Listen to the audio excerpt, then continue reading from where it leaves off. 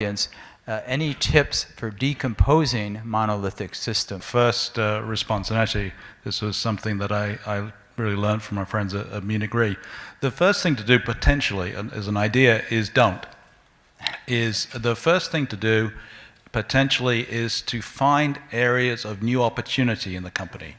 And if you find an area of new opportunity and you go after that with microservices, then you can build, then it's not immediately a resistance to change issue. You're actually then associating happy things with new revenue, as opposed to getting into sort of, how taking away people's jobs or taking away, change management issues.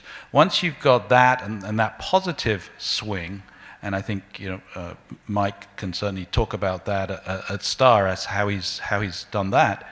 Then you can get into the idea of you can take individual microservices, particularly rating, particularly document issuance. I think the whole document issuance industry is ripe for revolution. There's a whole, I won't go into the names of the big vendors that are out there for the last 20 years that have been doing mailings and licking stamps, but that whole industry of producing documentation is just ripe for revolution with a document issuance microservices.